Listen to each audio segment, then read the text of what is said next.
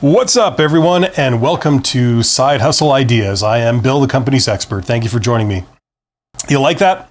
You like that intro? What's up? How many business type people say what's up when you meet them? Not a lot. It's more like, always a pleasure. You're looking well, that kind of thing. Not many people come up with, they kind of let their hair down if they had hair at my age. I need a catchphrase. How about, what is up, my sister? You think that would fly? How many business people say that? Not many. Anyway, welcome to episode number 48 of Side Hustle Ideas. The title of today's episode, today's live stream is called How to Become Self-Employed. So we are going to be talking about that. And if you have any desire to escape from the rat race of being an employee, or you're starting out, you're maybe a 20-something, you're kind of curious about going into business for yourself, going your own way, your own path, I totally applaud that. I think more people need to do it and more people need to think like this. So congratulations, you're here. And I will be doing a Q&A. So this is your chance to get in the chat and ask me anything you might be wondering about or struggling with to do with business, entrepreneurship, or being self-employed. That's what I'm here to answer questions on.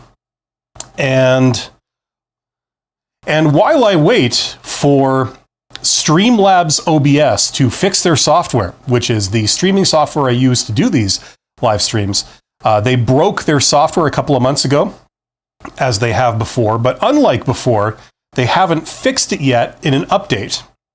So that is the reason that you don't see any of the live chat showing up right next to me on the screen, and you can't see the number of viewers and all this kind of stuff because they broke all their own widgets without saying anything to their user base too. That's wonderful. So I highly recommend them. Mickey9 is here. I can see you in my feed here privately. Mickey9 says, "Hi, Bill. Nice to see you live." Yes, likewise, Mickey9. Thank you for coming back. Yes, self-employed, ladies and gentlemen. There is an alternative to being an employee. There are several alternatives. Actually, one of them is being your own boss. And this is an incredibly awesome thing. It's not for everybody. Some people just don't have an interest in it. They would rather, in a sense, be shielded from the real world and the realities of what money is, what wealth is, what value is. They would rather be shielded from all of that, not have to understand it, and allow a different entity to manage all that for you, namely your employer. They handle that. They worry about selling something of value to customers and making money and making a profit from it. And then as a reward, they give you a tiny fraction of that for your troubles. And this is actually a good thing overall because we need this, because not everybody can focus on business. We need people to specialize in certain areas, and that's great. Right on. However, for those who are interested and those who want to take on the challenge, there's a much larger reality, whereas that you don't need an intermediary for you to interact with the real world. You can interact with the real world directly. And you do this by going into business for yourself. You create something of value, you sell it, and you reap the rewards. And the beauty of it is that you have no direct boss, no one to treat you like an employer, because we all know how much fun that is usually. And also, the whole getting a job thing is not something you really have to worry about. You don't have to go on your knees to these people and beg for scraps, as it sometimes feels. That's what I spend the majority of my time talking about on this YouTube channel, because most people, they want to go the conventional route and get a job, work as an employee. That's fine. But here, in this venue, Side Hustle Ideas are going to be talking about the alternative, okay? Magical alternative. I say it's magical because it has a couple of benefits. Number one, I already mentioned, you get away from being a slave to somebody else and having to rely on them entirely for your livelihood, okay? So you don't have to do that. We already know how wonderful that can be. Number two, if you're really good at this, you can make your fortune. You can make far more doing this than you could as an employee. Now, be warned, that's not typical. That doesn't happen as a matter of course. but it is there, and some people do make a hell of a lot of money doing this. The third reason, and I think this is actually more compelling, is that it's creatively satisfying. If you have a vision, if you have an idea, you want to make a mark on the world, you envision something that doesn't already exist, in some way, shape, or form, and you enjoy that idea, and it excites you. As an extreme form of this, it could be even an artistic endeavor. You want to create art or something, music, sculpture, painting, videos, whatever. This is your venue for doing that for a living, and maybe even making money at it, and maybe even making a lot of money at it, and maybe even being somewhat famous for it or being known for it. So, it's satisfying from the sense that you're making money. You don't need a job, but it's also satisfying from the sense that it's creatively satisfying. It makes your life interesting. You don't have to leave your hobbies at the door and then go and do something boring and, enter into drudgery to make money. So for that reason, I highly encourage it. I highly applaud anybody who wants to do this. Now, there's a smart way of going about do this, and then there are many not so smart ways. Well, put it this way, there's a lot of smart ways of doing it, and there's a lot of not so smart ways. And that's why this live stream is called Side Hustle Ideas, because side hustles are a great way to get into that world for people who are already out in the workforce, but you fantasize about, one day having your own business, doing your own thing, but you don't really know how to make the jump from what you're doing now to that without taking massive financial risks. Side hustles are great ways of putting your toe in the water and learning the ropes and getting this business off the ground, your own thing. And then if it's taking off, then to jump over into doing it full time. So that's why I think side hustles are great. Not just to make a little money on the side, but also as a gateway into a wonderful world. So yes, thank you to my members and Patreons and Super Chat donors and everybody like that. You guys are awesome. Thank you for supporting me and sending me the message that I should be doing this, because there are some people that are interested. If you see my face, you should see a chat box somewhere in the vicinity. Get in the chat box. Let me know if you have any questions. I'll be taking questions. Until I get questions, I'm going to talk about how to become self-employed. So let's get into this. I've changed my camera angle here. Okay. So yes, the starting point for this is to talk about the dream, right? The dream that everyone has. What's your dream?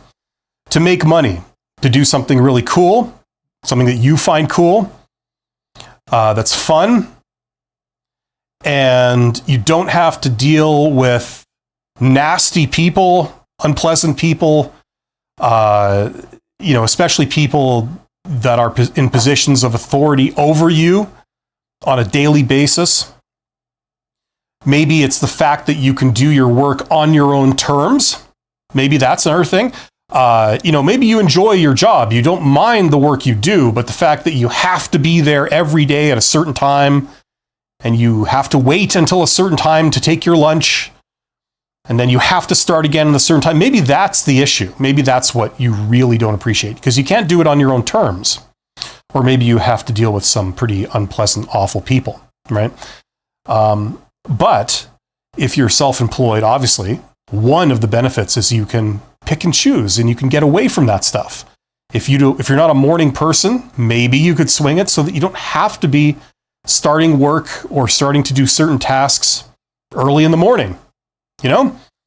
Maybe if you prefer to work in the evening or at night or whatever, when I used to do that when I was young, you can tailor it to serve your needs, right? That's the great thing about being your own boss and creating your own job.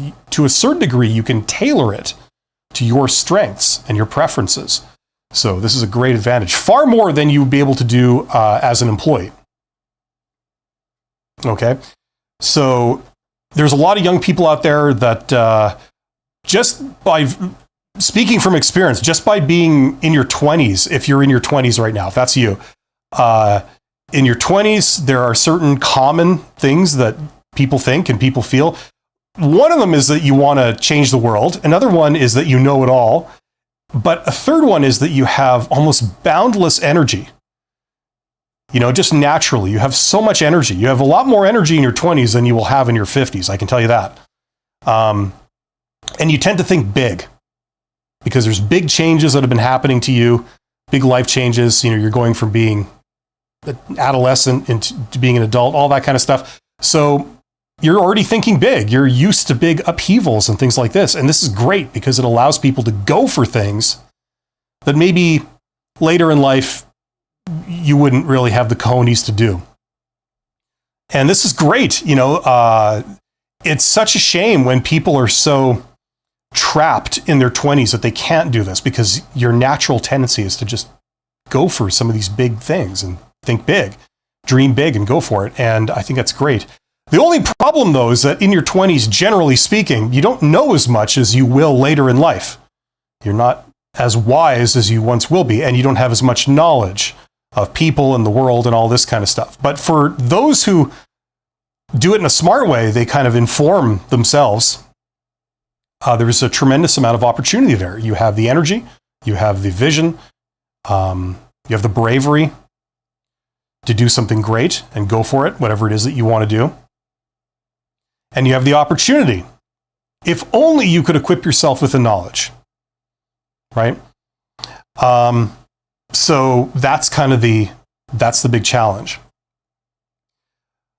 The artistic or creative vision. If you have a creative vision, some people my background is engineering. So, engineering there's a lot of different types of people that go into engineering. They're all usually technical types, but beyond that, some of them are a bit creative in the sense that, they create little things, little gadgets. My type of engineering, my specialty was electrical engineering. So you're dealing with electronics. You're not building bridges. You're not building buildings. You're dealing with circuits and things like that. So it's a very creative thing. You're like an artist in a sense working with electronics. You're creating solutions to problems, or not even problems. You could just make little cool things, like make lights and things like this that look cool. It was really fascinating to me as a kid. There's a lot of other people like that. So it's a very artistic, creative type thing. And, imagine being able to do that for your job. It's really, really cool. And you can make your mark on the world.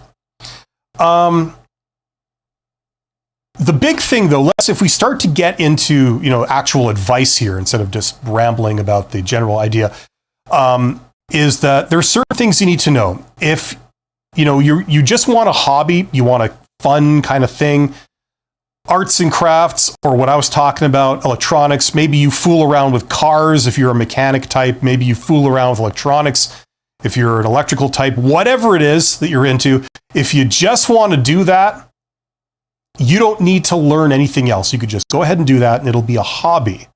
But the moment you want to try and make money with it, now you're in the world of business. And in order to do that successfully, you at least have to know the basics of business.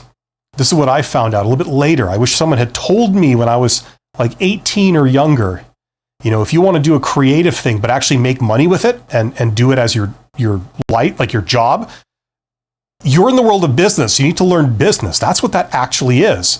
Don't be fooled into thinking it's art. Yes, on the surface, the subject matter is art, but what you're really in is you're really trying to be an entrepreneur. You're trying to make money off this thing that you do, that you have a vision for, right? That's actually the world of entrepreneurship. So in order to learn how to take your hobby that you enjoy doing, that you might have a talent for, and use it to make money, you have to learn entrepreneurship. That's what it is. Let's take some questions. I see Joshua Lucas is here. Joshua says, "Hi, Bill. I've got a question that's off topic, but I would greatly appreciate your input. I start a new job next Monday with Charles Schwab, and I am wondering how I could make the best impression." Well, without knowing any other details, the best impression would be to be super friendly, super agreeable, super approachable, and super helpful. So those are all soft skills. They're very easy to do. Just have a smile on your face, be very polite, If somebody comes up to you, make sure that you look approachable. You don't look like, kind of like severe or anything like that. As an introvert, as a technical introvert, something I didn't learn till later in life, I was behind the curve on this, is that your facial expressions matter a hell of a lot, right? If you look friendly and approachable, people tend to like you. It's stupid, but it's true, right? Now, if someone makes a request of you, unless it's something totally ridiculous and like crossing the line, inappropriate, be super gracious, be friendly and agreeable and say, sure, not a problem. Somebody says, could you do this? Sure, not a problem. Yeah. That's the best way to make an impression. Okay. Don't come across as bored or upset. Okay. So that's really the best way. I mean, it's far more that stuff that matters than anything technical you might do. Hopefully that helps. As T sees it, there's a good handle. Definitely the knowledge is a huge challenge. I'm having troubles with learning the best ways to set up the business for best tax benefits. Oh my God. And I'm not sure if solo versus corporate. Okay. As T sees it, you bring up a great question. When people talk about business out in the world, out in pop culture, where you always hear about it, most of the time, they're talking about stupid, irrelevant aspects of it. They're not talking about the core features of it, the things that really matter, the big questions. So here, with this particular example you brought up, talking about tax benefits, things like that, or the structure of your company, whether you're a sole proprietorship or you're a corporation, this is a great example of that. This stuff doesn't matter. It's like rearranging, what's that expression? Rearranging the deck chairs on the Titanic. Have you heard that expression? Like where you're dealing with details that don't matter. They completely they miss the point and are irrelevant. None of this stuff matters, okay, until you have figured out a way to make money and have proven that by the fact that you are making money, okay? Until that occurs, nothing else matters. It doesn't matter what your company is called. It doesn't matter if you have business cards or not, a website or not, an office or not, employees or not. It doesn't matter if you have a business plan. It doesn't matter if you have a prototype. It doesn't matter if you have a presence at trade shows or anyone else in the world knows of your existence. None of that matters until you have several paying customers that have paid you, okay? So your sole focus in the very beginning, okay, before you are making money, is to make money. And what I mean is, specifically, is you have to focus on what can I deliver, meaning what do people want? Not what can I do, but what do people want? You could do many things, okay? You are a highly talented person. You're capable of doing many things. The fact that you could work many jobs, different companies could hire you to do different things, that shows you, okay? Now, that's a subset of all the things you could do. You could do many more things. You could create something. You could provide services to people. You could create products that you sell to people, okay? Or some combination of both of those. There are many things. The big question is it's no longer about you. It's about what people want from you, what they would pay for, what they would pay you for, okay? So until you have that problem solved, nothing else matters. You don't have to establish a company. You don't have to deal with taxes because you're not making any money.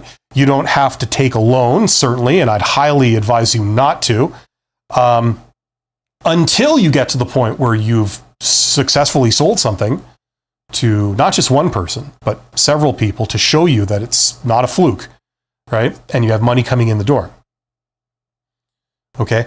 Only at that point would you even begin to think about, okay, should I incorporate or should I structure my company as a sole proprietorship?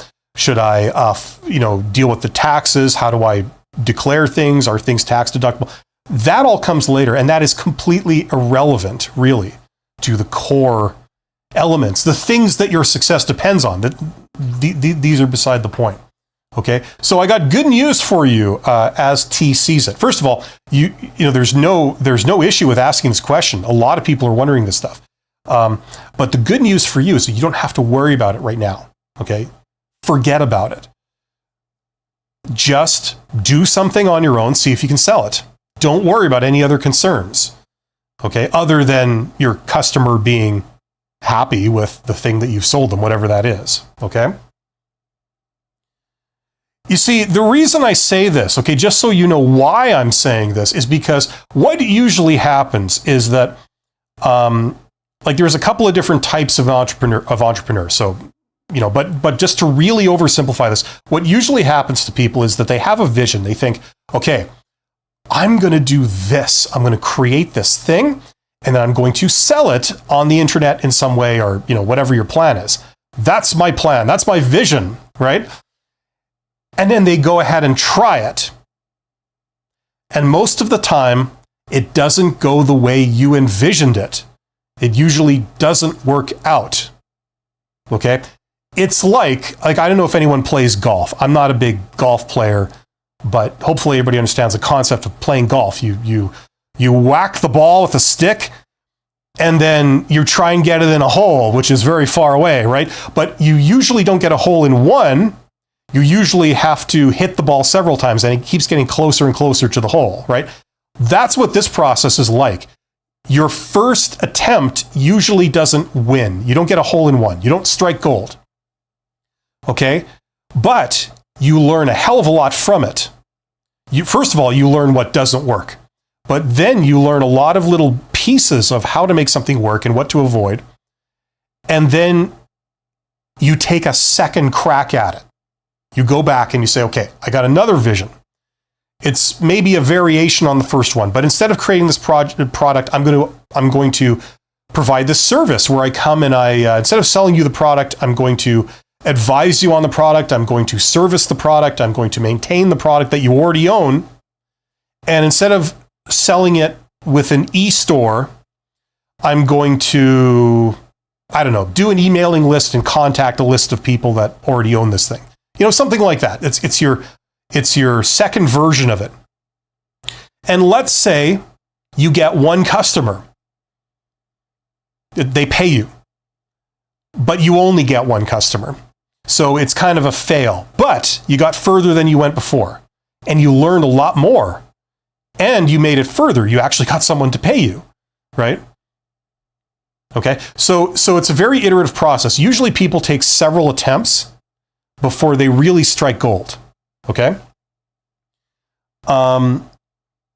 So that's the reason why, now you can imagine if in order to do your version 1, you had to incorporate, file tax returns, register your company, do all the little tiny things that technically you could do if you were a massive corporation.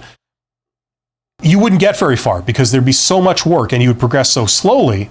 And all that work is useless, by the way. If you don't bring any money in, what does it matter if you're filing a tax return, right? Nobody cares. The government is not going to hunt you down and, drag you into court for, you tried to make money and you failed, but you didn't even register. It's like, no one's going to do that, right? It's only when you've made millions of dollars and you haven't registered and paid any tax, then it's a concern, right? Then obviously you have to deal with it before that point. But usually the point you do it is once you've proven, okay, I've been in business for 3 months, I've made $20,000 revenue, okay, it looks like this is going to continue and I can maybe even grow it. That's the point where okay, now I need to register. Now I need to file a tax return. Now I need to declare all this income. Now I need to, maybe I'm working with a partner. Now we need to make it official and register it with the government that they're my employee or something. That comes later. Okay. So just like you said, so just start and serve and then figure out the business end of it then. Okay, that the administrative stuff comes later. The core of business is, can you create something of value? Okay, whatever that is. That's the first problem you're going to have. The second problem, which is the big one, is can you sell it?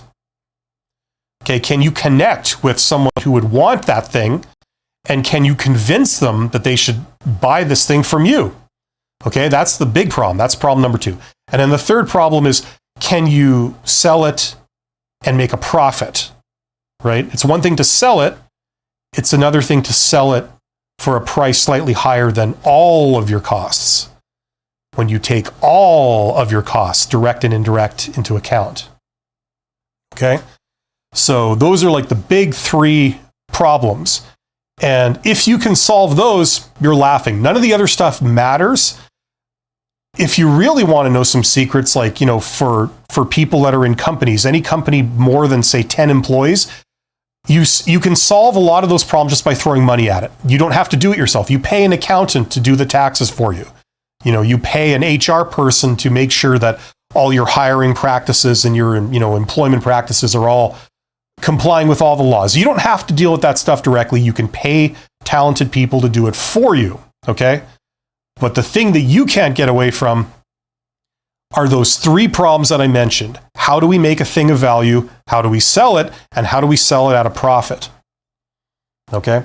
Those are the 3 things that you need to be concerned with. They should be, the focus of all of your thoughts in some way when you're dealing with this. Okay? But it can be a great thing. They don't seem like problems when you start succeeding at them. Now they excite you, because if you can, you're doing great. If you can do it even better, you make even more money, right? So it becomes fun to think about it and deal with it.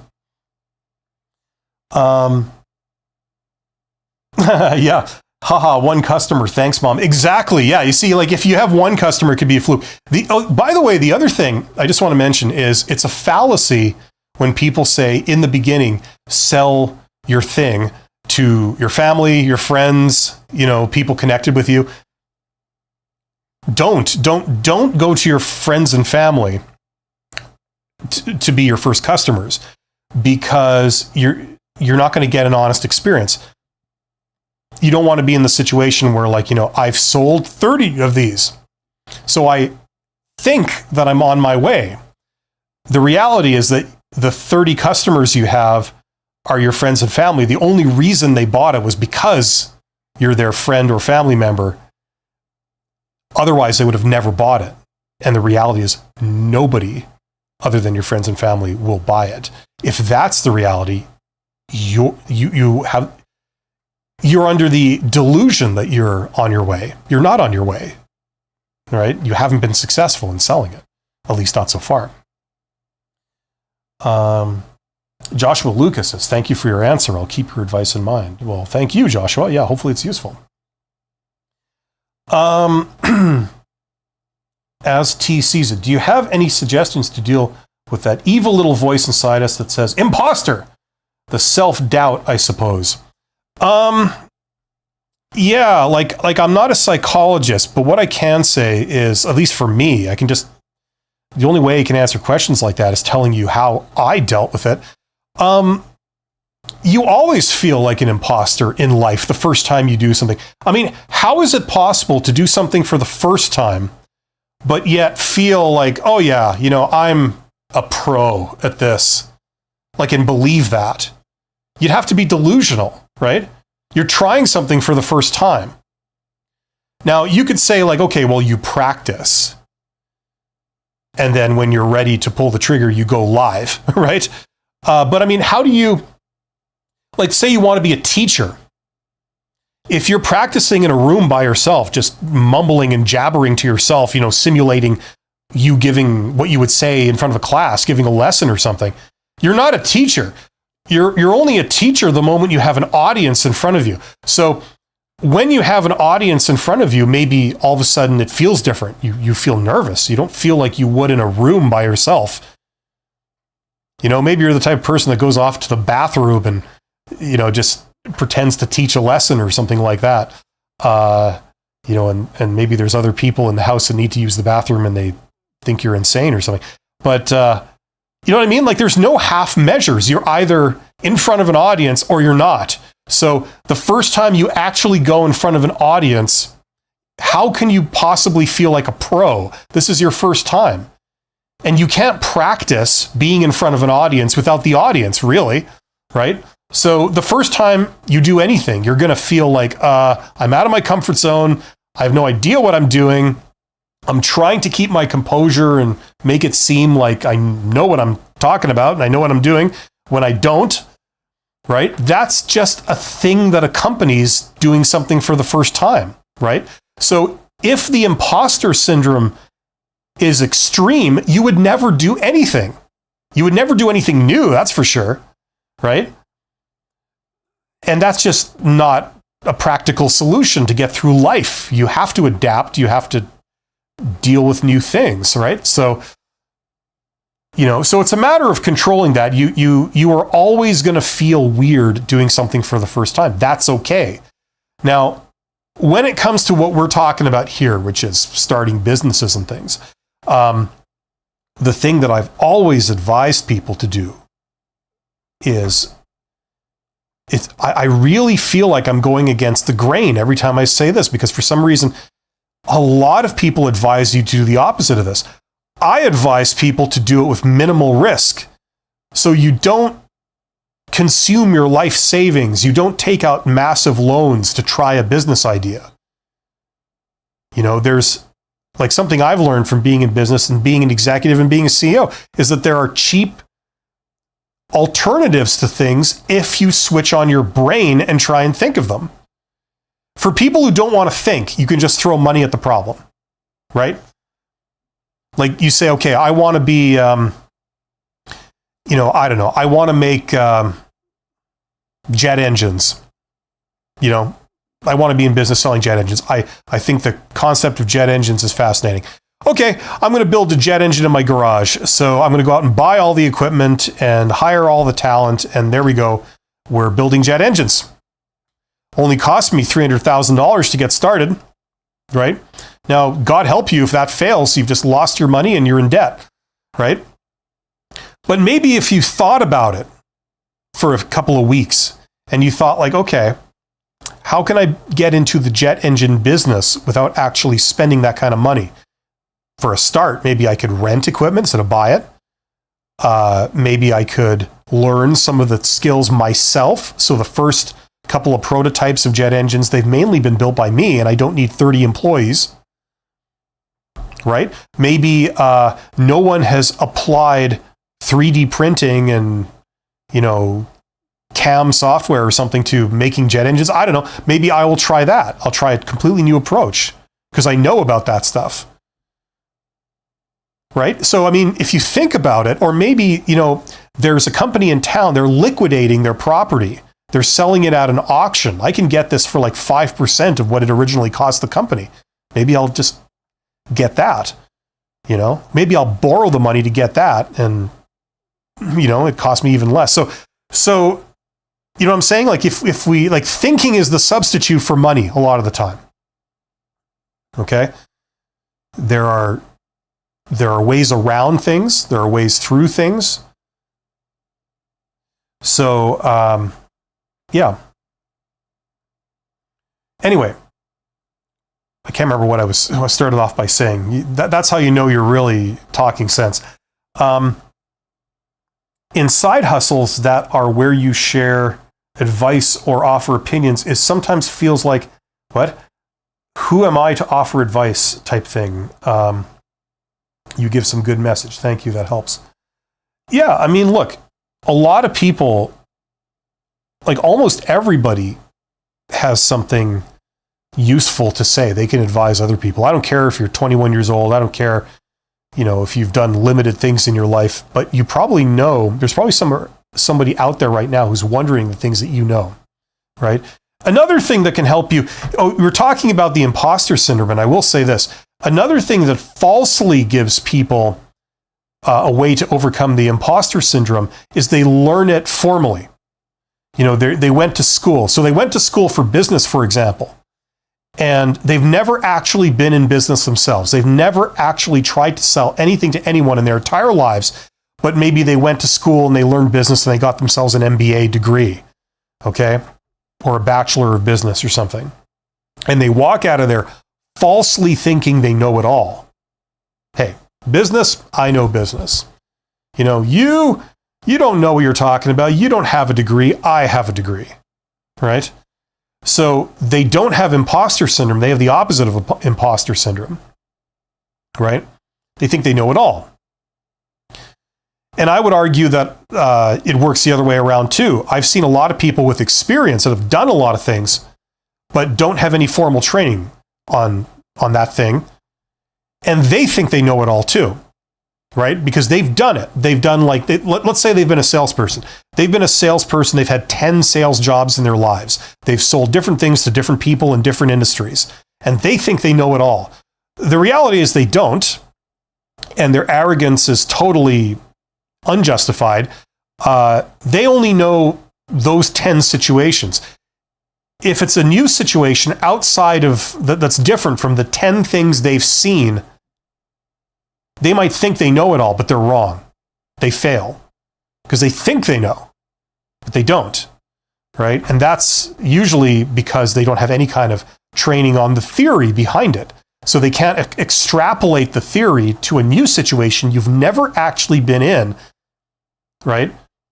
So you have no experience base being in that situation. That's something I learned early on. Selling things in different industries, it works completely different. Completely different. The things you have to do to sell something, totally different. Right? So you can argue that they don't have enough imposter syndrome. They should be a little bit more humble, a little bit less cocky, a little bit more open-minded, right? And maybe they listen a bit more to what the customer's saying and what their reaction is, right? Or if something doesn't work out, you are open-minded enough to learn and really look at it objectively, why it might have failed, instead of just assuming you know everything, and then you make exactly the same mistake again on your second attempt, right? But yeah, it's about learning. And if you want to get into business, I highly recommend people learn business.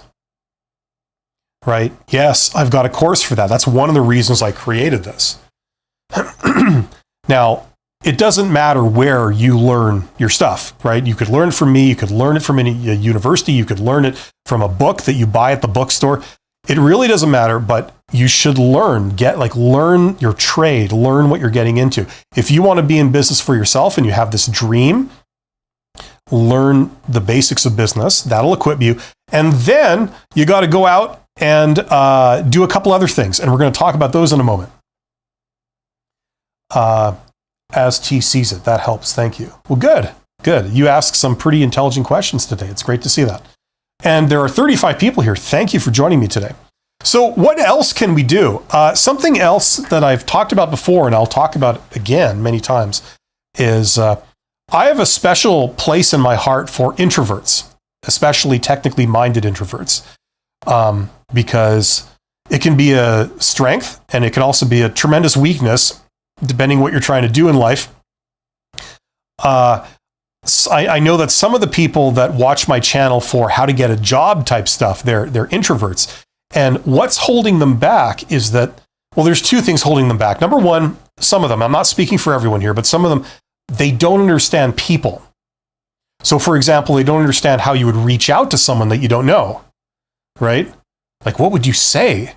First of all, technically, how do you do that? Like, how do you find out their name and how do you know you want to talk to them, right? So all that, they don't know any of that, but then they don't know, like what would I say? You know, like, who am I to talk to them? You want to talk imposter syndrome? There's a real life example. Like, who am I? I'm nobody, and you're high up in a company. You're an HR manager, you know, someone like that. Who am I to talk to someone like you? That's like talking to a king or something, you know? Wrong. The other reality is that if you are a technically minded person, as I've also said before, you look throughout history, who is it that pushes the world forward? Who is it that innovates? that envisions something that doesn't exist and then makes it happen, 90% of those people have been introverts. They're the ones that they're not out there talking to people and engaging in drama.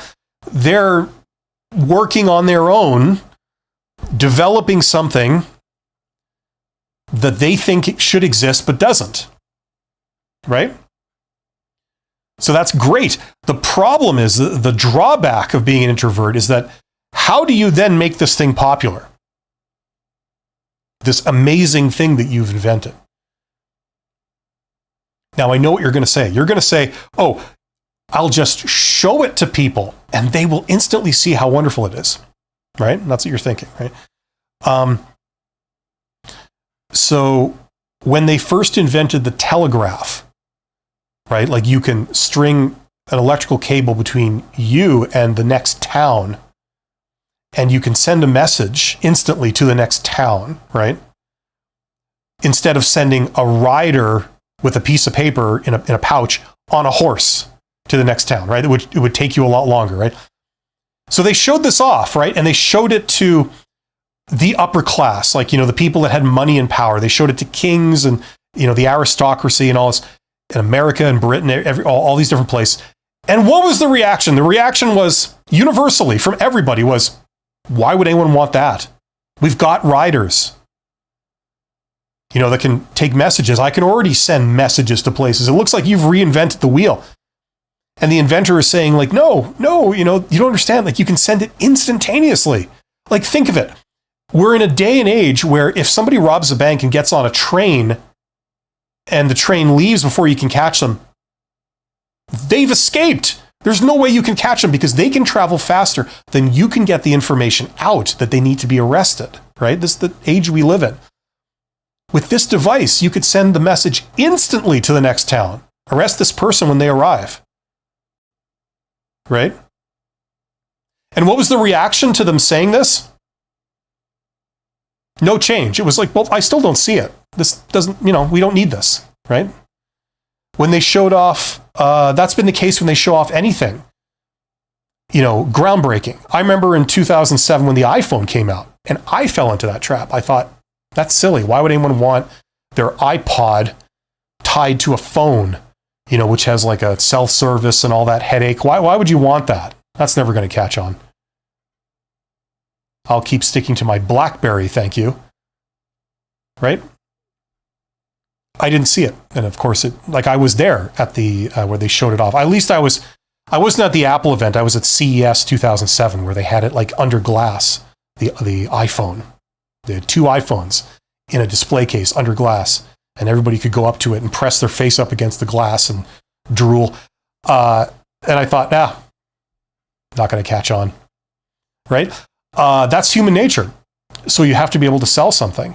And that's where introverts, they fall down, right? Because in order for business to work, at the end of the day, you need customers and you need to explain to them why they should buy this thing. It's a social process. You can't get away completely from interacting with people. Thanks to the internet, we can make it so you never have to meet anybody. You can do it all virtually, but you still need to have connections between people, right? So this is the thing that unfortunately works against introverts. And I have a big soft spot for people that are struggling with that because I know how that feels. Right? But the good news is that it's actually a lot simpler to learn than you would think. There really isn't much there. There are 33 people here. If you see me and you see the chat box, let me know what you're wondering, what you're struggling with, what challenge you're trying to overcome these days. And I will do my best to answer your question.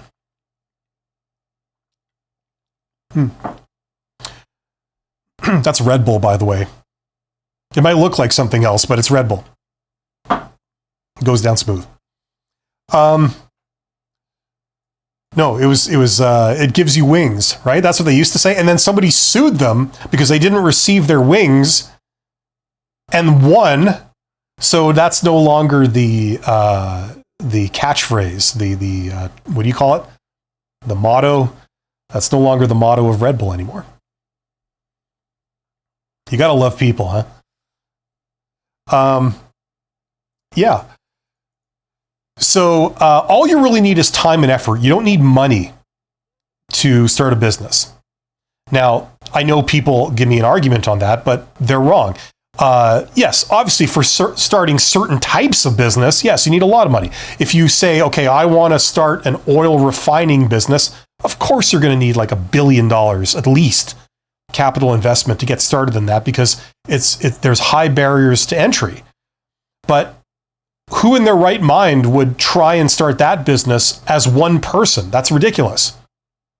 Big business exists to solve big problems.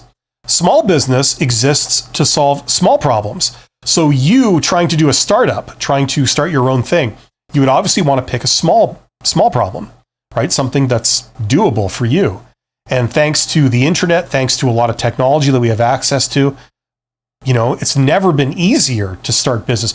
I mean, the platform I'm on, that should be the ultimate example of that. YouTube. What does it cost to start a YouTube channel? $0. What does it cost to make a video? Like, especially if you already have a smartphone, $0. You don't even need to buy an internet service. You could do it all over free Wi-Fi in like internet cafes and public places and stuff like that. Like, you know what I mean?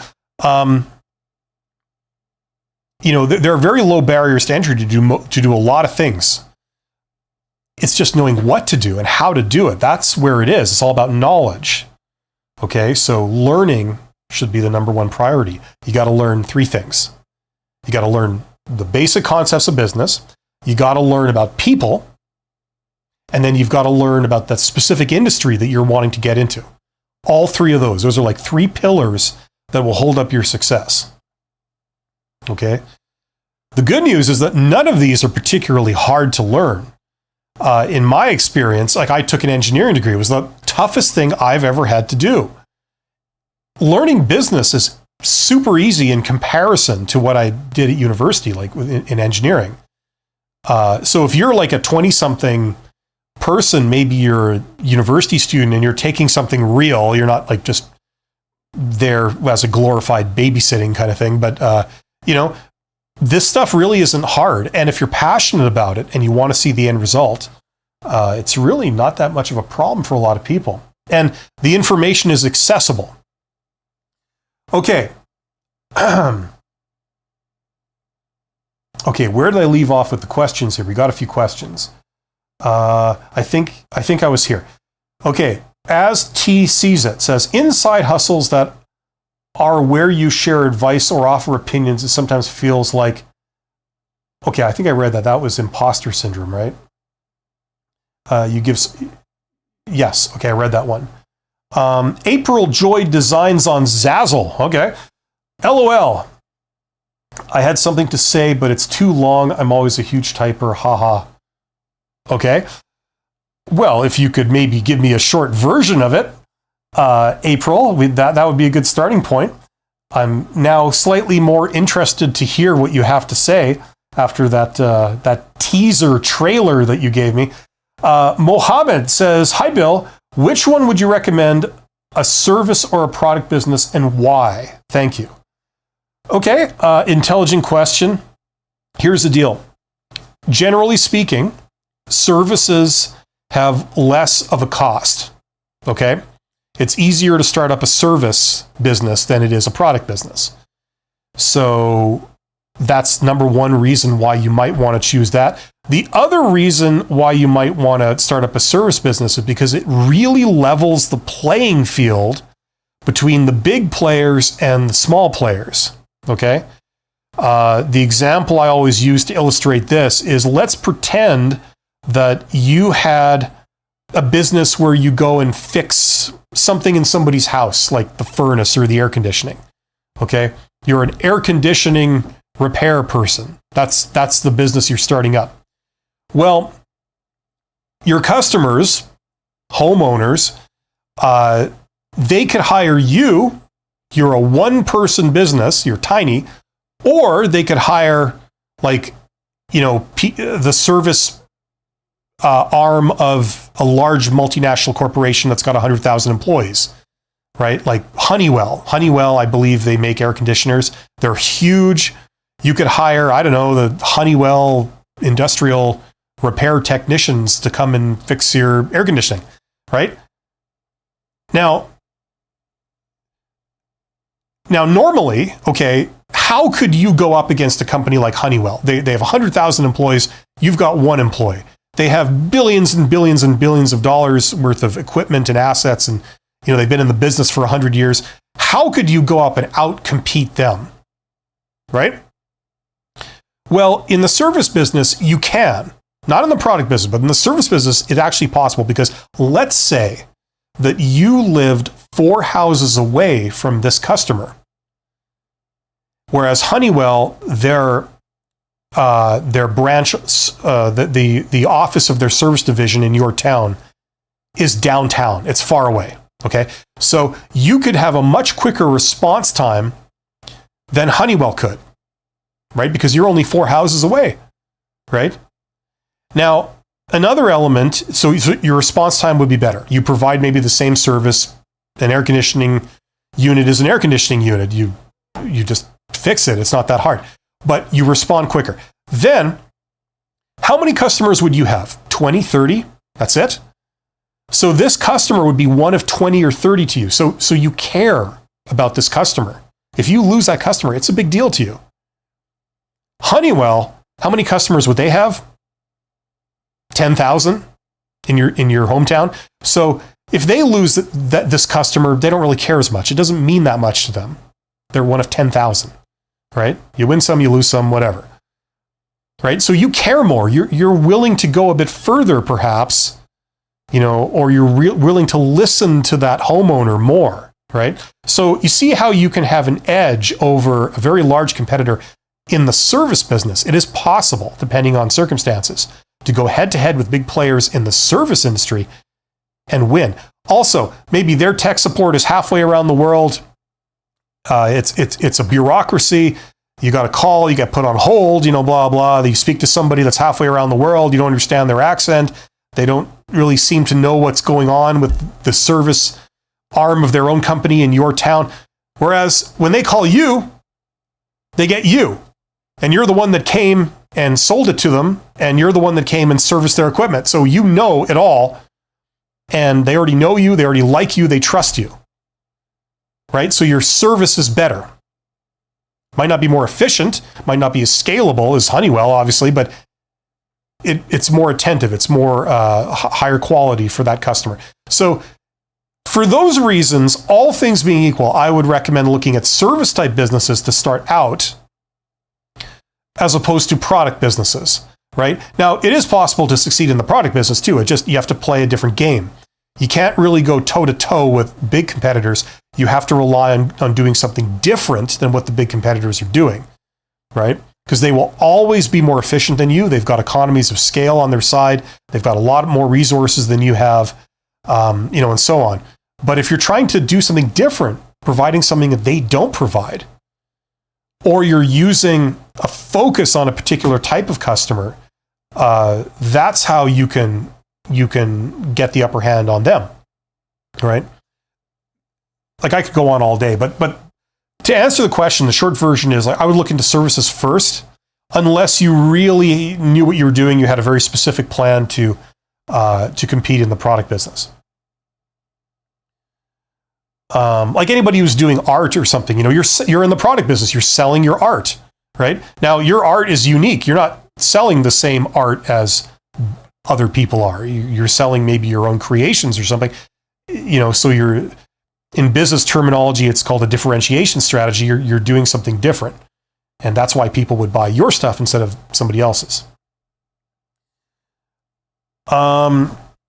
As T sees it, says, yeah, that's the issue today. No sense of imagination, as if they actually thought they'd get wings. Yeah, the Red Bull thing. That worries me when speaking to people feeling like I have to walk on eggshells. Yeah, well, listen, the great thing is that it's a large and wonderful world, and although there are some people kind of with the wrong idea that are very visible, the saving grace is that the minority, right? Just because they're loud doesn't mean that they're all that's out there. There's a lot of people out there that don't have weird hang-ups and things like that, and you don't need to have like a billion people that you deal with. You just need to have like a core of people that they could totally be in the minority, but they like what you're doing and they relate to you. And so they become your customers or whatever, right? You just avoid those people and keep going. April Joy Designs on Zazzle, LOL. That's the second LOL you give me. The first thing you said to me was LOL. I need to do that in person. I'm going to show up. I'm going to meet. I'm going to have an informational interview with some other executive, some CEO or something, or chairman of a board. And then the first thing I'll do is I'll just LOL, just ha ha ha ha ha ha. It's good to see you, right? It might set the mood. Actually, it might be a very pleasant kind of thing. Unless they look at you like you've got 7 heads or something.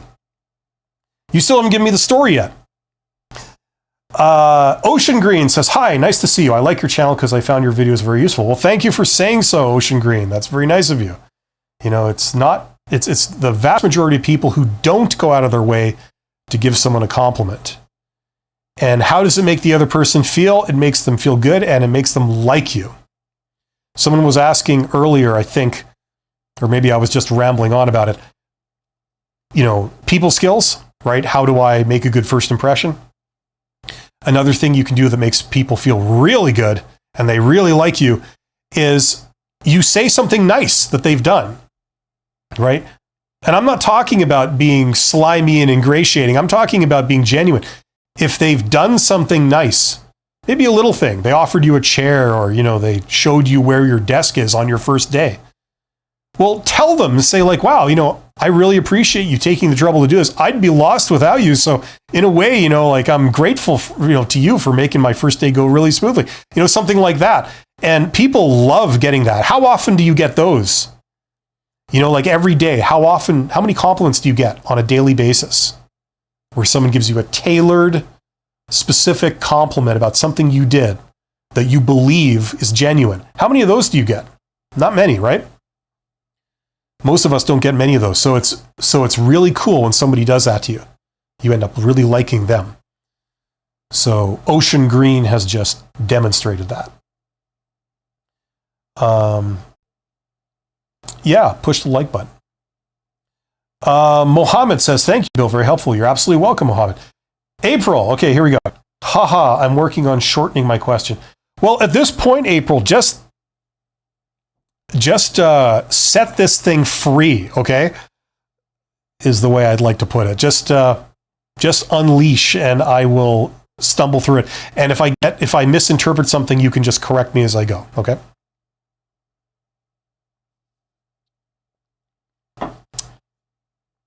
Yes. Okay. So like I was talking about before, one thing that's important, one aspect of being in business for yourself or wanting to take the plunge and being able to do it successfully is the whole introversion, extroversion thing. We've talked about that a little bit earlier. But another thing that introverts are at a disadvantage for is you need to see what's going on. In order to get into a business and successfully come out with something that people would want, it's not about how good it is, it's about what they're looking for, right? You need to see those people. You need to interact with them. You need to discover who they are, where they are, how they think, how they see things, right? You could call that market research, right? But when you're down at a granular level, like you're just at the level of one person wanting to start a company, it's about you going out and, if you can, interacting with some of these people. Right? Having a conversation with them. That is super valuable. No matter what business you want to get into, no matter what it is you want to do, if you want to provide your services, maybe you went to school and you learned some skills. Now you could get a job as an employee using those skills, or maybe you want to go into business for yourself and independently apply those skills. You could be some kind of contractor, some kind of consultant. You know what I mean? Like there's many different ways you could do it. right? So the question then becomes like, who would want to consume my content? Who would want to buy my product? Who would want to hire me for me to provide them my services, right? Who would be the people that would want to be in business with me, right? And that's very closely related to like, who would see the value in what I do or what I can do? How could I create the most value for them? In order to answer that question, you have to go out and meet them. You have to go understand what their needs are, what their opinions are, what their attitudes are, right? So unfortunately, that's where introverts have a little bit of a disadvantage, because you tend to not want to do that type of activity, right? But you tend to still value the results of that activity, right? In order to be able to see opportunities, maybe, if you went to I've talked before as an example of like a plumbing convention, right? An industry trade show for plumbing. Now, if you're not in the plumbing business, you wouldn't know anything about this because it's boring, right? It's not your industry. What do you know about plumbing? Nothing, right? But probably in your hometown, every year, there's some kind of trade show, which is an industry event where the entire plumbing industry goes to. So that means all the plumbers go. And then everybody who manufactures tools that plumbers use also goes. And then anybody who manufactures materials, pipes and fittings and toilets and taps, they go too. And then all the big customers that hire lots of plumbers, like builders and construction companies, they go, right? All the people that are in the business, but kind of in an ancillary role, maybe the safety companies or the regulators, they are in charge of updating the plumbing code, right? The governmental laws of how you build buildings and what's required. They go, right? So everybody that's connected with the plumbing industry is there. All the customers, all the suppliers, everybody who's anybody, they're all in this big like convention center type room, right? They're all talking to each other. They've all got booths, or a lot of them have, that show off their latest products or services or, whatever, right? They've all got people handing out business cards that you could walk up to, and they want you to ask them questions so they can tell you all about what they're doing, right? They're all there. So, for example, like it would be great if you wanted to be, to start a business as a plumber, plumbing company, or manufacturer of plumbing parts or something, or tools, you would want to probably go there. You meet all the people that would be your customers, all the people that would be your partners, all the people that would be your competitors, all in one place, right? But if you're too introverted to say like, I have imposter syndrome, I'm not even in the business technically, who am I to go there? So you sit that one out, and then you don't get the advantage. You don't see the opportunities. Meanwhile, if you had gone, you could talk to a lot of people, and you just ask them, like, what's the latest? What's the tool that you don't have that you would most want to have? What do you think of if someone could create something that did this? What do you think of that? Would that be something, you guys would have a need for? Whatever. Like, you could get so much information, you could see so much opportunities, right? And just by talking to people and say, what's going on? Like, what's the big challenges that you guys are facing right now? What's the thing that's on the horizon where you think this industry is going that's really exciting? Just by asking open-ended questions like that, and then maybe you see a pattern by talking to several people, there's all kinds of opportunities, there's all kinds of interesting things you would learn, and you're directly interacting with people that would be your customers, right? So now they know you. You give them a business card. You could say, hey, could I get a tour of your company? Do you mind doing that for me sometime? Like, there's so many opportunities there. So whether you're an extrovert or an introvert, introverts can really clean up on this. All you got to do is just learn the absolute basics of like the protocol. What do you do when you go to a place like that? How do you strike up a conversation with somebody? What do you say to them that really makes them want to talk, right? I learned a long time ago, the great thing to do if you're meeting CEOs, some of these powerful CEOs and stuff, that, the first thing you do is you say, so how's business?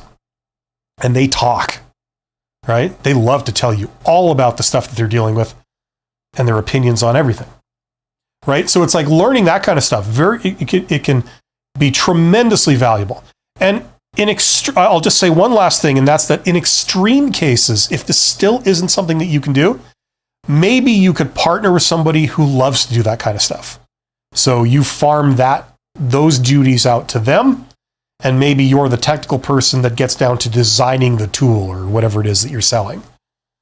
Okay, so as a last resort, you could do that. But I highly recommend everyone to learn these absolutely basic skills and overcome the imposter syndrome that people were talking about earlier.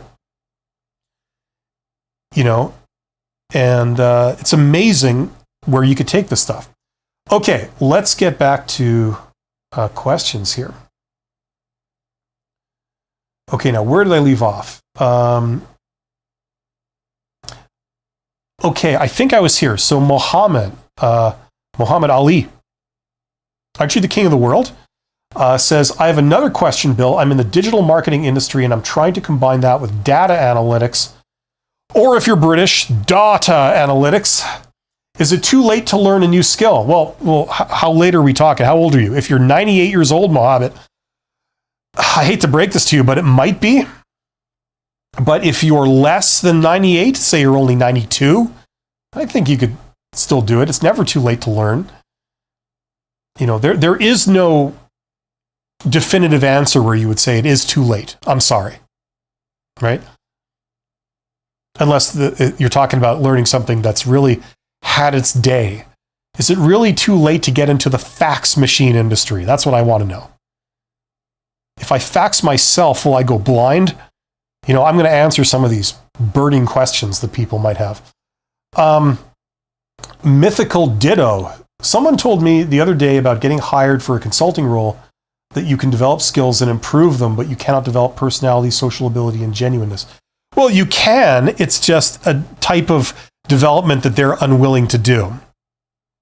And I got news for you. As people get older, they tend to develop these things. Like, I'm sure your personality has changed from when you were 6 years old to today, right? Like you changed, you developed, your social abilities changed. Maybe even your genuineness, if that's a word, your authenticity, that changed. Maybe you learned at a certain age that, like, look, if I want people to be honest with me and be forthright with me, the best approach is just to be genuine and honest and forthright with them. Maybe you've learned that. Maybe you tried other things at a certain point in time and then eventually learned that doesn't work. So, or maybe you went the other direction. You started off honest and then maybe you learned that, if I just lied through my teeth to people, I don't know, maybe I could sell them something.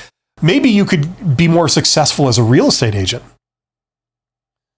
See, how I was talking earlier about sales in one industry works completely different to sales in another? The thing about selling houses is that very rarely do you have a repeat customer. How many people go back to the same person to buy 2 houses? You bought one, and then 3 years later, you go back and buy a second house from the same person. How often does that happen? Not very often, right? So what that means is that you can lie through your teeth. You could say anything you want to say, anything you need to say to get this person to sign the document, because you will never see them again, right? As far as I can tell, that's how that industry works. Residential sales. There are no rules. And sometimes they behave like there's no laws either.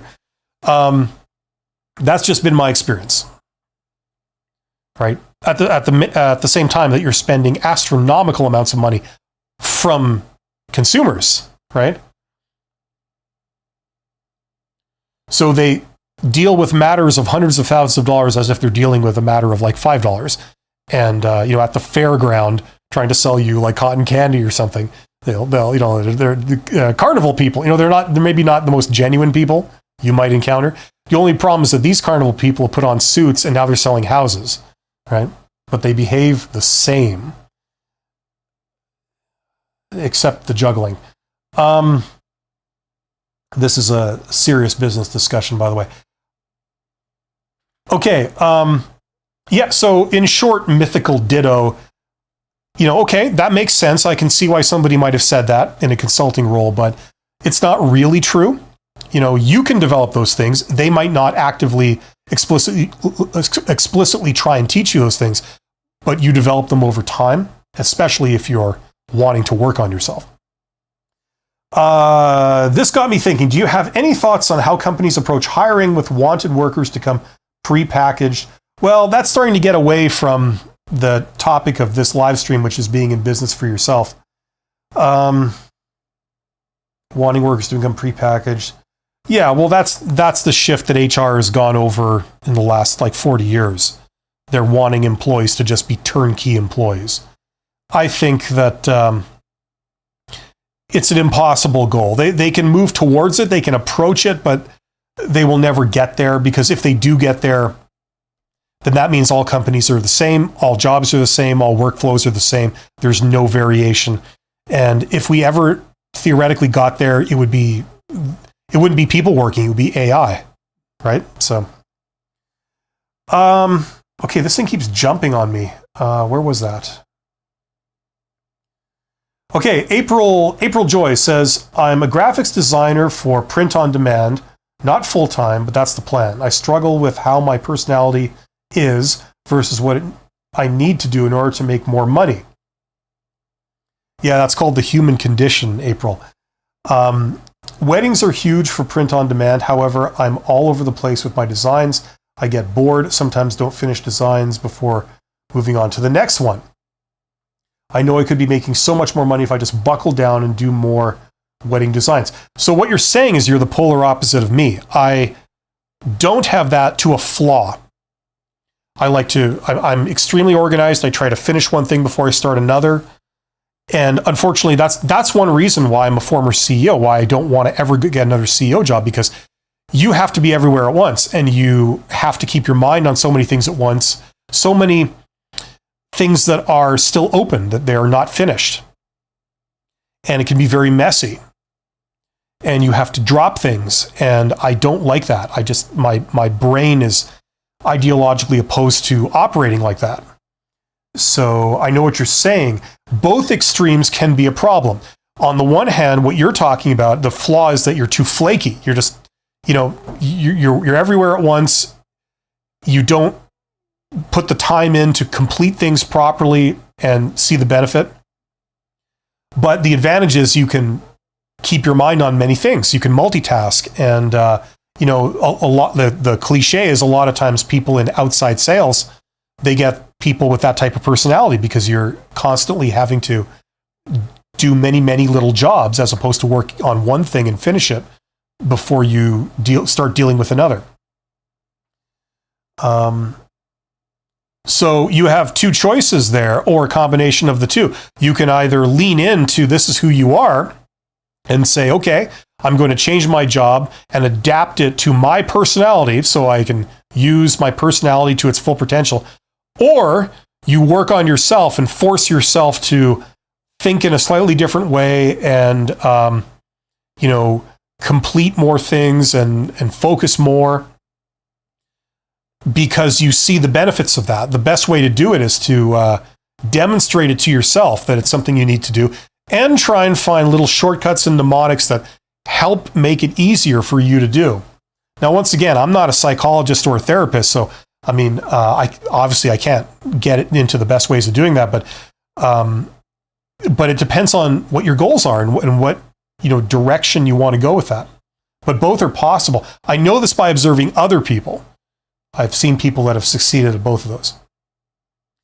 Like, for example, when you get promoted into an executive role, it means you sometimes have to change your work habits and your work style, and you have to learn new things like protocol and being super polite and being tuned in to sort of public relations type things that you may never have given a thought to before or never had any respect for before. But in order to operate in the new job, you have to take on these new ways of thinking. And the reason you do it is because you want the new job. You like the money, you like the prestige, you maybe have a desire to learn and to grow and to push yourself to take on new challenges. So these make you want to try and put in the effort to change. Okay, we're talking to Mohammed. User. With AI nowadays, where people can get unlimited, free, reliable info, how can you sell info or courses? People will always have the advantage on AI. They always have and they always will. AI is just the next level of automation, right? Like think of all the different phases of the Industrial Revolution. At every phase, at every wave, or whatever you want to call it, you had what we have now with AI. You have people crying doom, saying this is the end of the world. No one will have a job. AI will be doing all our jobs for us. And then you have other people that are embracing it and saying, like, this is fantastic. Like look at all the problems that this AI is solving for us. Look at all the new capabilities I have because of AI. Things are so much easier. Things are now possible that weren't possible before, right? Those two things kind of smash together. The way it always has gone in the past, whenever there's been these truly disruptive changes, is, the world just gets on with it. It doesn't replace people. It doesn't replace jobs. It's just, the next wave of the Industrial Revolution. If you want to look at it that way, it's just another wave of change. So some jobs will go away, that it's possible to fully automate them. But the AI I've used, I can only describe my experiences, things like ChatGPT. It's almost like what Google did 20 years ago. All of a sudden, you could find things on the internet. Wow, that never happened before. You would have to know the URL of this website to go there, because you couldn't discover it if you didn't know the URL. It was absolutely useless. So Google said, like, okay, you don't have to know where things are. We'll find it for you. Just tell us what you want. Well, bam, there you go. We'll find it for you. ChatGPT is saying, like, the information exists out in the ether somewhere. It might not be in an article or, on a page, but, it's there in bits and pieces. So tell us what you want and we'll just collect it for you and present it to you. There you go.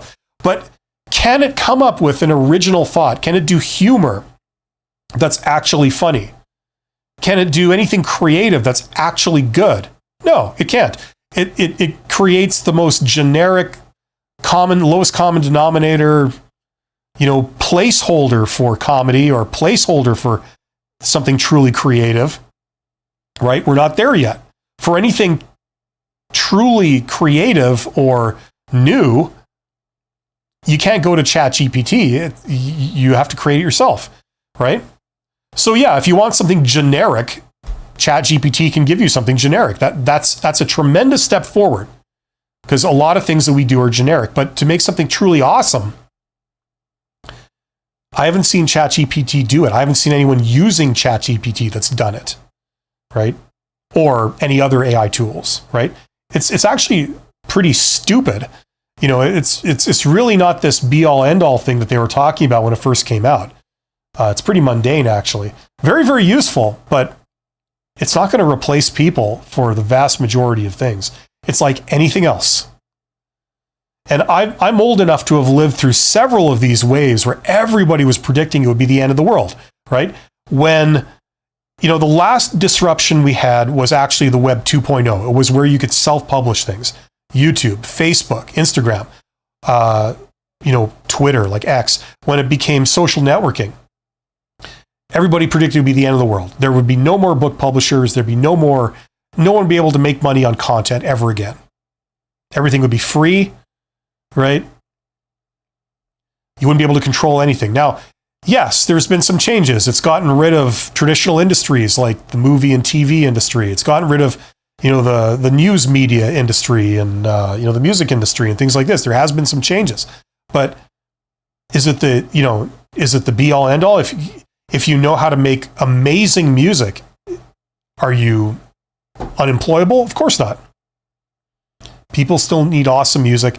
People still need proper reporting. There are places. It's changed, but there are places for it.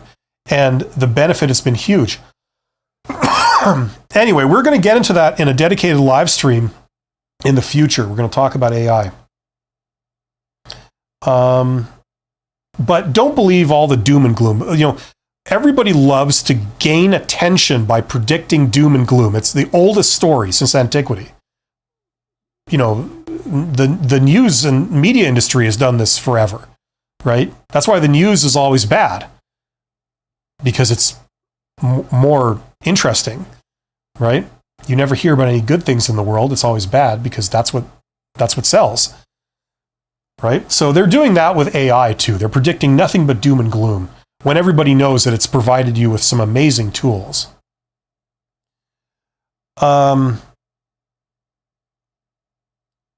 Okay, let's see here. Thank you. Okay, sorry, my feed keeps jumping around, so I got to find out where I left off. Okay, I think I was here. Yeah, user. Somebody with the title user asked that question. So I think the next one is Emil. What would you give me as advice? A web developer, become a team leader, project manager in a digital marketing agency in half a year of work. Well, that's not really what we're talking about. We're talking about being self-employed here. So that's like how to get a promotion or something. Don't worry about bad English, Samir. I can understand what you're saying perfectly fine. Listen, short answer is go and talk to your boss, or if it's too sensitive, go and talk to the leader of another team and talk to them and ask them, like, what are the most important qualities in a team leader or project manager? What are the most valuable qualities in a web developer to you? What would you say is like the most important thing, the second most important thing? What makes a good project leader, project manager, team leader? Find all that stuff out. And then whatever it is, you become that. Okay, that's what you work on. Okay, that'll be the most obvious thing to do. Okay, closeness with the decision maker. People tend to hire in their own image. It's a flaw of humans, but that's human nature. We tend to like people that are like ourselves. So for example, if you do a certain type of coding, you come from a background in a certain language that they also have the same background, they also learned that language first and then come here, or you have similar personalities, or you have similar opinions on how coding should be done, or you have similar people management skills and abilities, people tend to see more value in those when it reflects their own abilities. So that can also be a way to put yourself forward in the best light possible. Okay, Mohammed says, thank you for sharing your knowledge and experience. I wish I could stay longer, but I have to get back to work. Absolutely no problem, Mohammed. These streams are available after they're no longer live, so you could just come back and watch the rest of it if you want to. Mythical Ditto says, also, thank you for taking the time to answer everybody's questions. I certainly appreciate it. You're a cool guy. I am a very cool guy. You could tell that by looking at me, If I wore my shades, I'd be even cooler. And if I snapped my fingers like this, I'd be even cooler too, right? Also, a lot of jewelry, I think. I think that's in order. Maybe a gold chain, right? A grill. And we need to bring back those studs that people would embed, those metal studs they'd embed in their forehead. That's when you know you're a badass executive, when you walk into a board meeting or something and you've got the 4 metal studs, embedded in your forehead, right? The accountant or the chief financial officer is going to think twice before they rain on your parade in the board meeting. April Joy sent super thanks. Thank you for the advice. It helped. Thank you. Thank you very much. That's very gracious of you. And I wish you all the best. April says, AI most definitely changed my workflow for the better. Anything from the from the graphics aspect to the text. Yes. I mean, it's a very useful tool, and that's precisely what it is. It's a tool. It can't out-human a human. You know what I'm saying? So if you're talking about art and stuff, yes, you can get a lot of generic stuff, and that will certainly suffice for some applications, maybe even a lot of applications. But I'm sure that there's still room for great art. You know what I'm saying? For stuff that just looks absolutely fantastic. And maybe the people that create it might use AI as a tool, but they don't just hand it all over to AI. That may happen in the future. It may happen in the future. I don't have a crystal ball, but it won't happen anytime soon. I can tell you that. You're welcome, user. Samir says, I had the promotion. I need an advice to keep in mind to succeed in it. Oh, okay. Well, same advice. Like you go to the decision maker, go to whoever your boss is now. If you're the new team leader, okay, and let's say you report to a VP, like a vice president or something. Let's pretend, okay? So you're a new team leader reporting directly to a vice president. You're new in your job. You're a bit insecure about, unsure of like how you should do it and what's most important. Go to the VP and say like, look, you learn how to do an informational interview, okay? And this is a whole topic to itself. Everyone should learn this, by the way, of how to do these. But you go to them when you're not pestering them, when they're in a good mood, when they're not stressed out, and you say, hey, like you got a few minutes. And, they say, sure. And you say, okay, you close the door and you have a closed door meeting with them in their office, one-to-one. And you say like, look, so I'm the new team leader, right? And I think it's great so far. But I'd like to get your opinion on team leaders in general, or team leaders as is needed in this situation. What do you think is the most important quality they should have? Or what is the highest priority they need to always keep their mind on? Or how would you balance this and that? What's your take on that? Things like this. Just ask these open-ended questions and just listen to the answer. They'll say like, well, I think, of all the different priorities, timing, customer satisfaction, cost, interaction with good interactions with your subordinates. I think that at the end of the day, this one wins out, with this one being a close second. So I really think the people can master this are the ones that are really going to excel in that role. Like listen to their answer and use that as your template or your guiding light for how to do your job. Because if you report to this person, they will want you to succeed, and you're getting sort of what their expectations are. So meeting expectations is always clear when you know what the expectations are. That's the first step. So get that, and then you can work on how to actually achieve what they've told you. Okay, but the first step is to learn that stuff. Is to have a close relationship with your boss.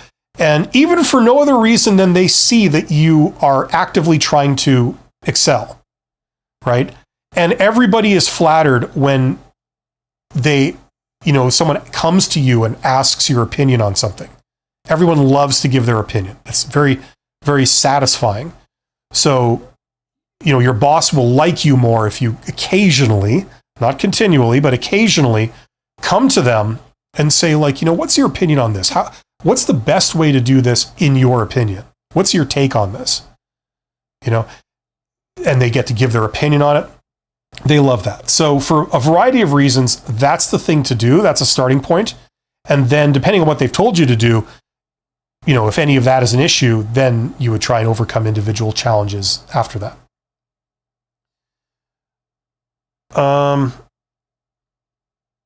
Samir says, I really appreciate your answer. It is describing what happened. Okay, well, good. Hopefully that helps. April gives me another LOL. Awesome. Just a laugh a minute with April, isn't it? Very true. Yes. So there you go. So I'm going to summarize a couple of things before I sign off here. We got 30 people here. So the title of this episode was How to Become Self-Employed. Okay, we talked about kind of the dream and, of being in business for yourself, why it's a good thing.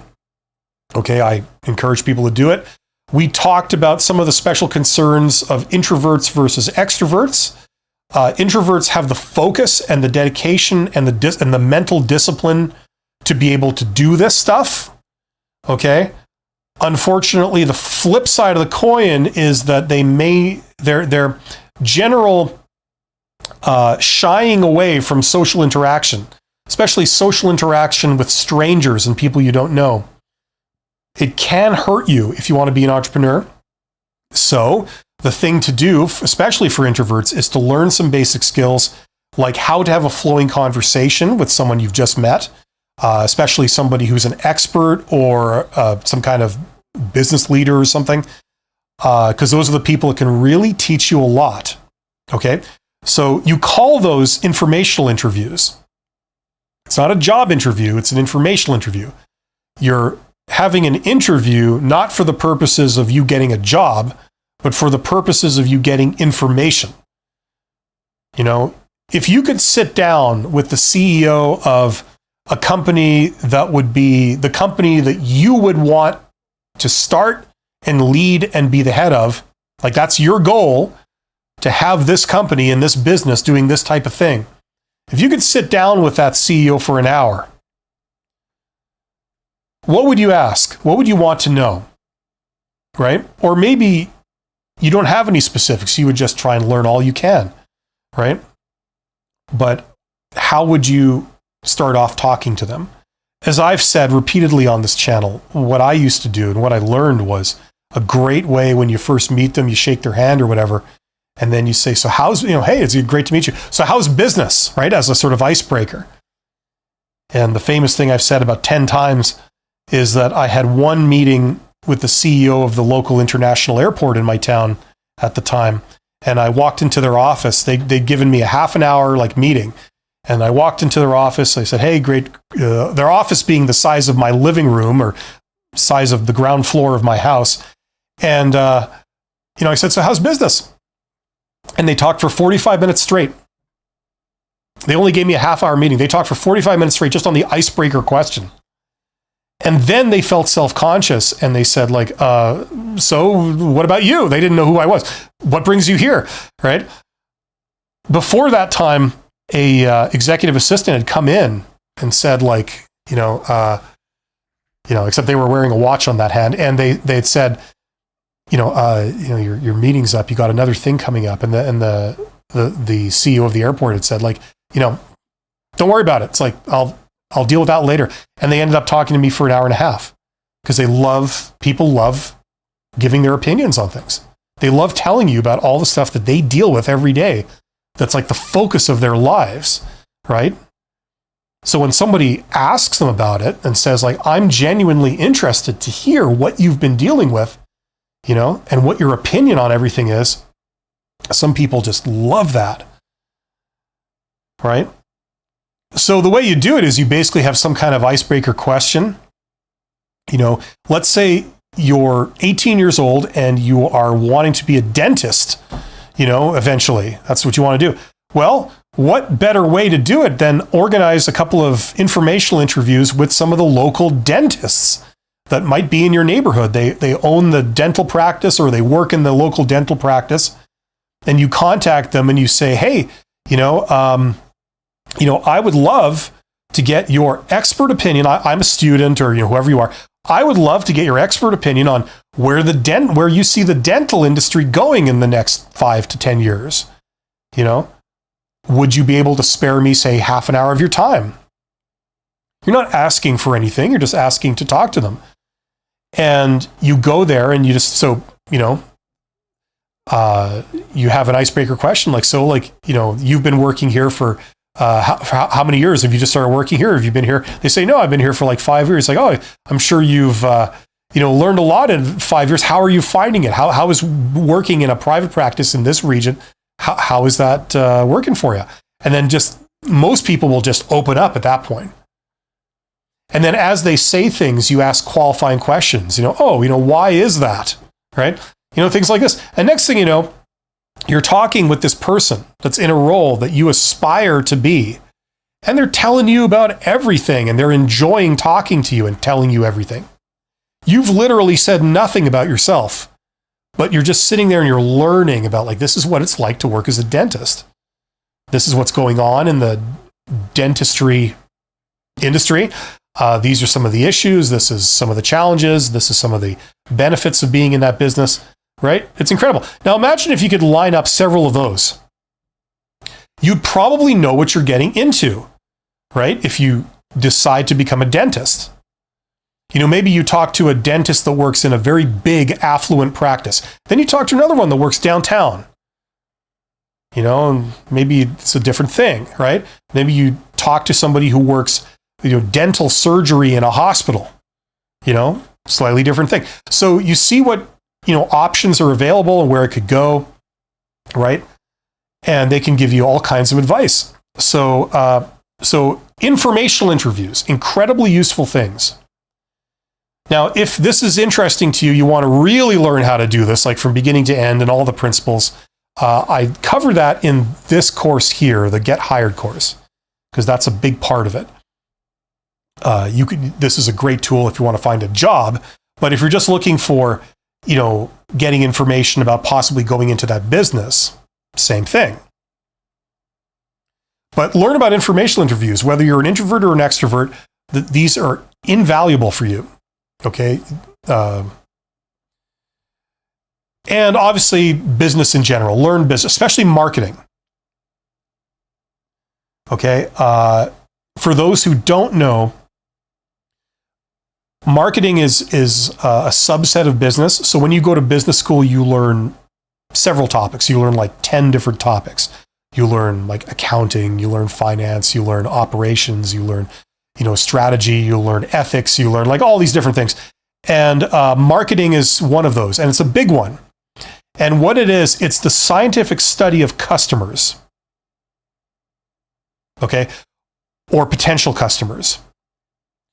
So if you want to sell something, which ultimately every business has to do to be in business, you can't just do it in a void. You're selling it to someone and you're selling it to customers.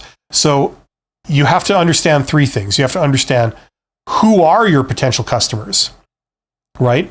Like who would buy this type of thing?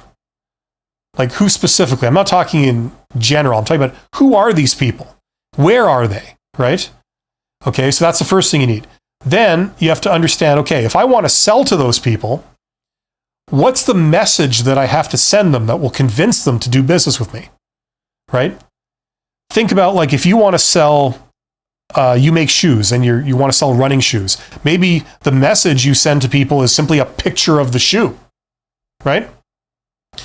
Maybe in other businesses, you're going to sell them, I don't know, a digital telephone system to a business. You need more than a picture of it. Here's like a fact sheet with the number one fact is that this digital phone system can handle 4 times the amount of lines that your previous traditional phone system could, but at half the price. And it's more reliable. Something like that. It's a line of text, right? Maybe for some other things, it's a video. Maybe for some other things, it's like word of mouth. It's like, there's nothing I can say to you that will convince you to buy this. But if your close family member recommended you that they buy this, then they would get it.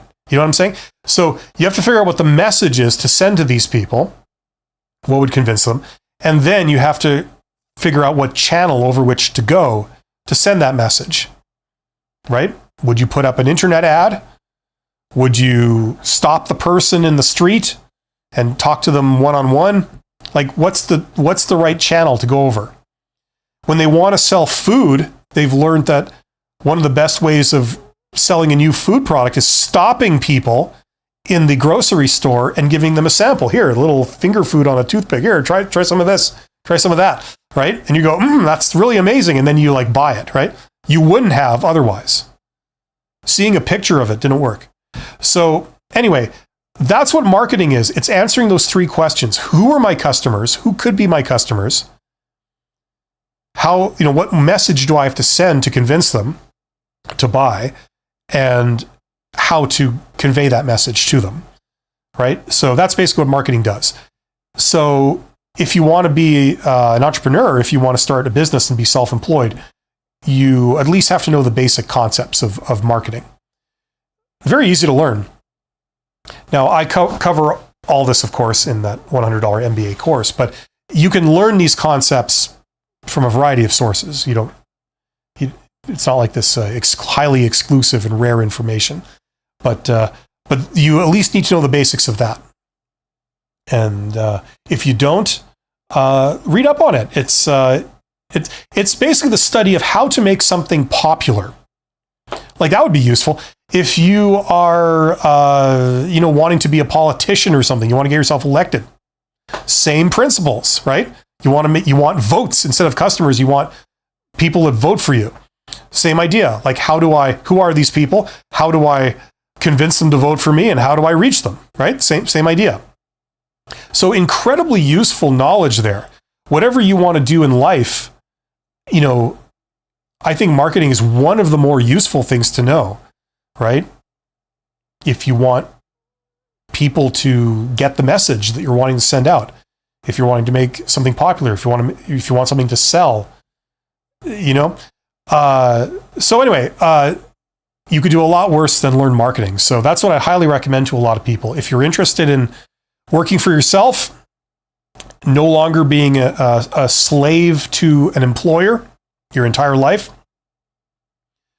bone up on some of these skills and you will go far. And I wish you every bit of good luck.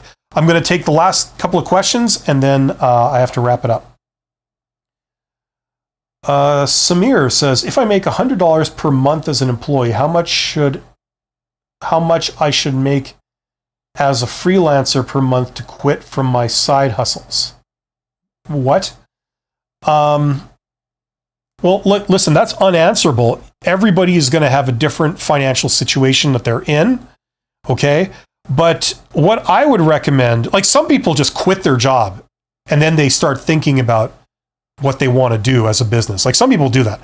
I do not recommend that. I recommend what you do is while you're working a day job and you have this ambition to maybe be in business for yourself, start up the smallest possible version of the thing you want to do as a side hustle. And don't really put any money into it. It's not about money. It's about effort and thinking through the details and learning. And try different things and see if you can get it to work as a side hustle. See if you can start making money.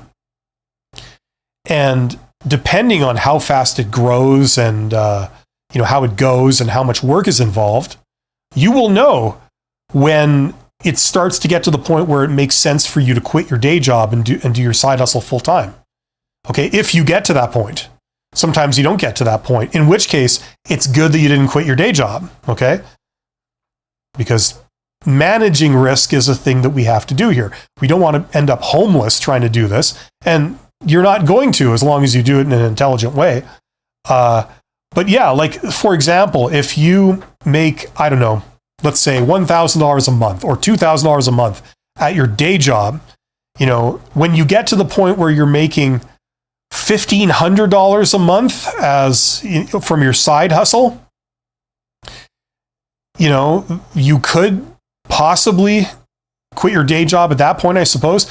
Maybe it's not, you could make even more money on your side hustle without putting in much more work.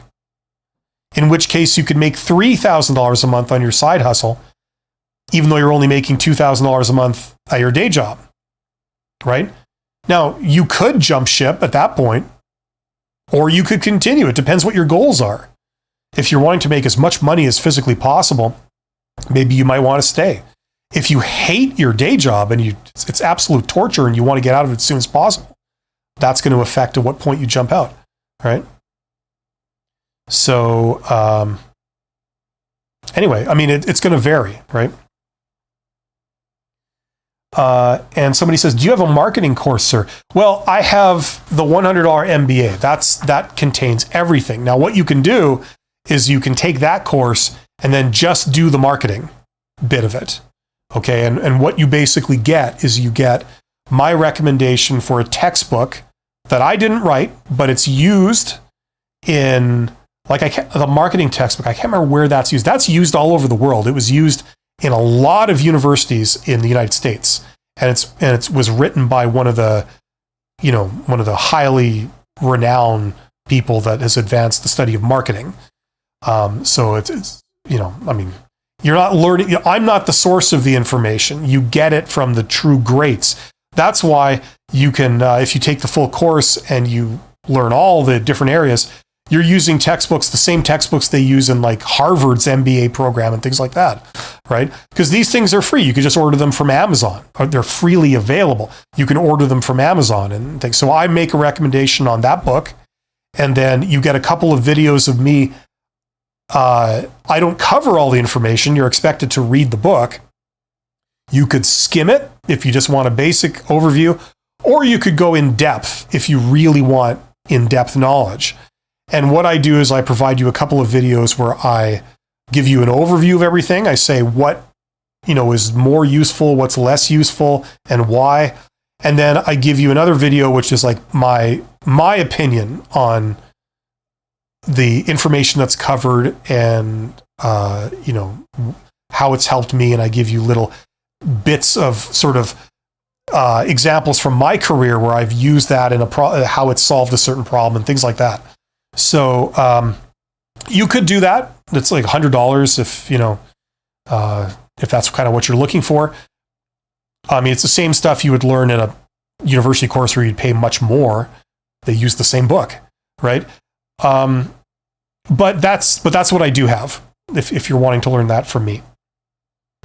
Okay, so hopefully that makes sense. Thank you to the 26 people who are still here. You guys are awesome. Thank you for everybody who asked a question.